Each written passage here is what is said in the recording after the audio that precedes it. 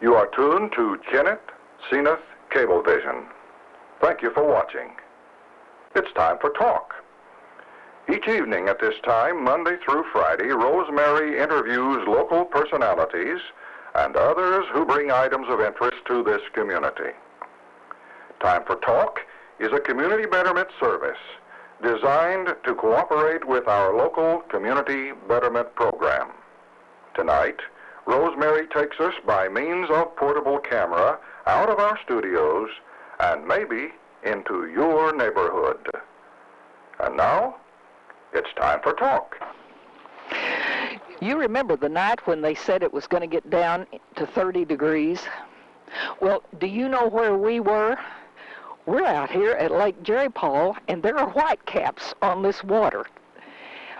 But there's an interesting thing that we learned about, an interesting thing that's going on behind us.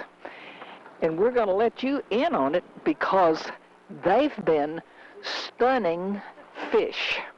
Now, we'll find out what that means. I think it's the electrical current. There's an interesting thing on the front of this boat.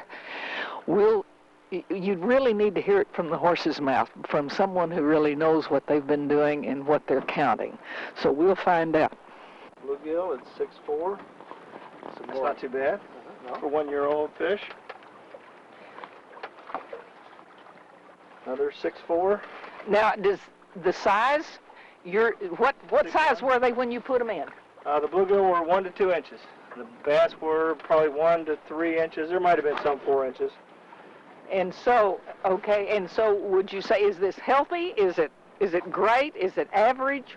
What about it? It's average for a new lake, which is great for most lakes, if that makes any sense. A new lake, you tend to have a lot better growth than normal. Oh, okay. So we're seeing bass from, 9 to 11.5 inches so far? Yep. And bluegill up to 6.5 inches, which is really good. I'm really happy with that. Okay. Tell me who I'm talking to. I'm Mark Boone, fisheries biologist. Okay. And who's the gentleman here taking notes?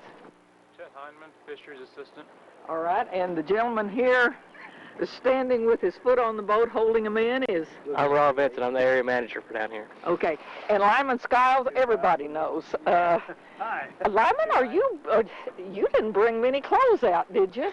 I don't think he was counting on it. It's what we call electrofishing boat. It's what we use to sample bass and bluegill populations, basically to take a look at the fish populations and see how they're doing in lakes around our region.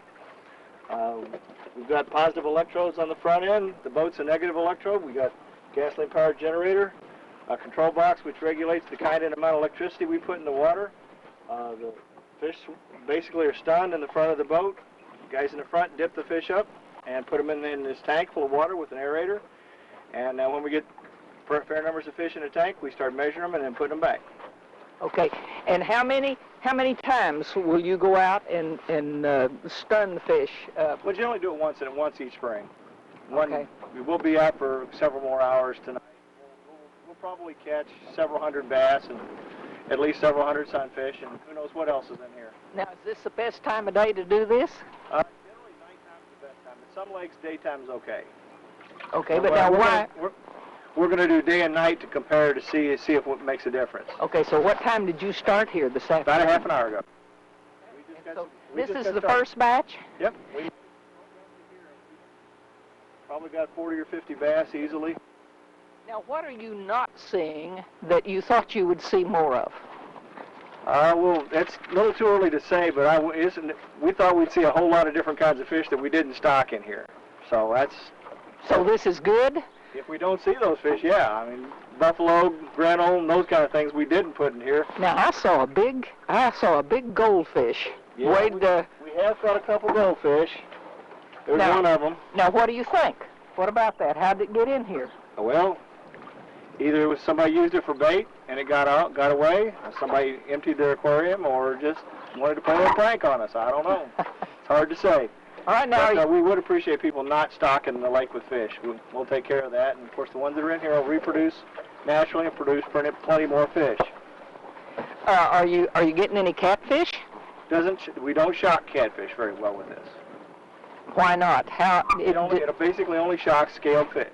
Okay, okay. Catfish don't have scales, so we don't tend to shock catfish very well. So we'll get a few, but that's going to be about it. Now, I hate to tell you this, but this is illegal, you know, Not for shocking me. fish. Not for me. Not for you? No. Okay. It's not one of the perks of the job, but we got to put them all back, so. Okay. No fish fries. All right. Okay, all right. We're just going to watch you count then. Hey, that's great. Largemouth 10-7. You're not weighing them. You're only getting the length? Only That's the right. length? Bluegill 5-4. Not bad for 1-year-old fish. Green sunfish at 5-4. This is one of those fish that we really didn't want to see in the lake. That's a green sunfish. A lot of people call it a black perch or a stump perch or some other kind of perch. Is it going to get any bigger than that? Oh, it'll get a little bit bigger, but it's got a big mouth, as you can see. Yeah.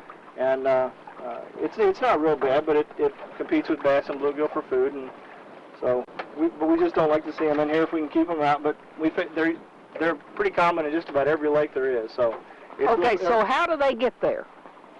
Anybody's guess. They could have come a few on a stocking truck. They could have come in on the ditches if the water was up, started pumping. It could have come from a variety of ways. Okay. Bluegill 2-9, 9-9, bank shot. Green sunfish at 4-8. So you measure everything, even the bait size. 1.2. And several 100,000 in here when we first stocked the lake. Put them in here, let them reproduce, and they provide real good food for bass helping the lake get started. Bass grow real well. And we're seeing a bunch of them.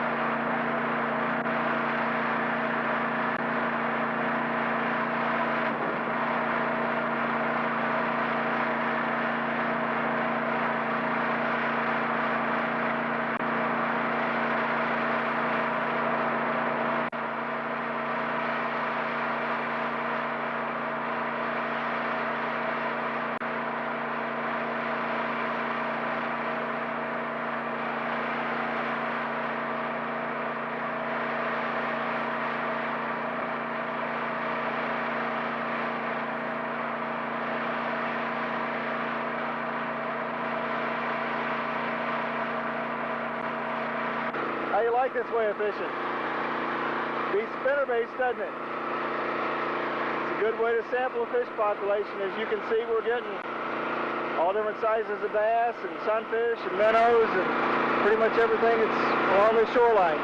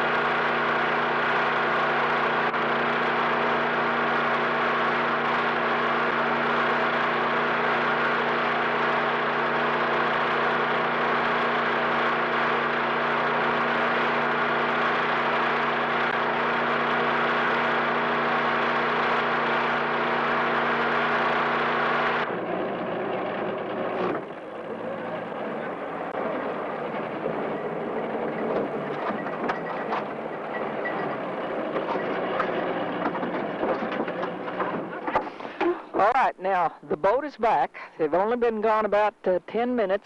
They went just inside this one little cove. And I mean, look at that. Now, how big was that when it went in? You know it was bigger. Probably an inch or two long. Look at that. 11.6. Wouldn't you like to get? How deep does your electric current go to stun the fish? It depends on the conductivity or the minerals in the water. 4 or 5 feet generally. 11.1. How much does that fish weigh you've got right there in your hands? 11.0. Probably just a little under a pound. Okay. If I was catching it, it'd weigh at least 3.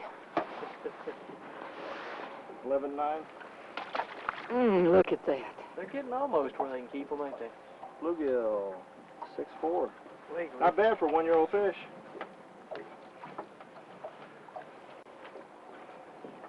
Now, you come out and see the people that are fishing out here lots of days, right? On warm days.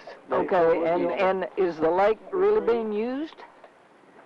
It depends on nice warm days. We didn't have very much use during the winter, but when the spring started and we started getting that warm spell, like last week, there was pretty high use. And were the people catching fish? Were they getting them? They were catching quite a few bluegill, a few bass, and some of the catfish were coming out. But now, nothing like this. Look at that. Look at that. That's gorgeous. 10.7. 11.2. Green sunfish. 6.6.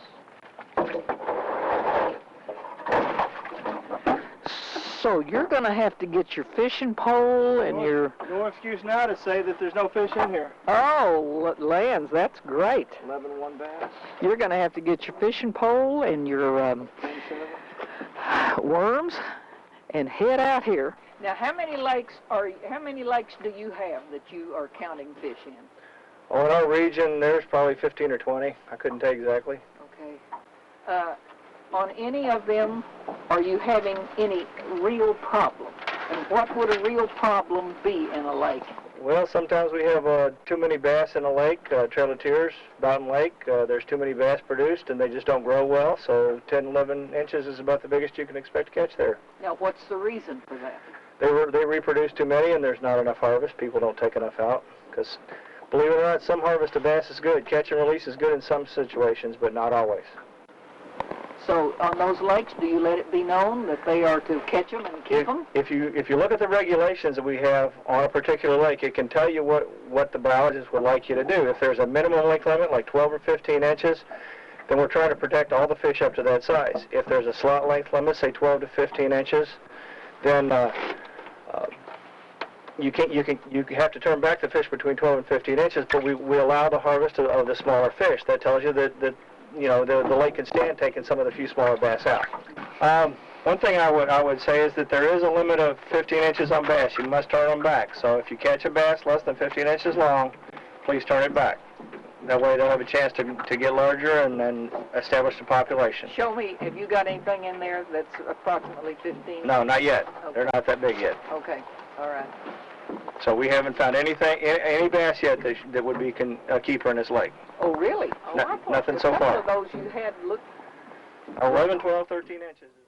You have been watching Time for Talk.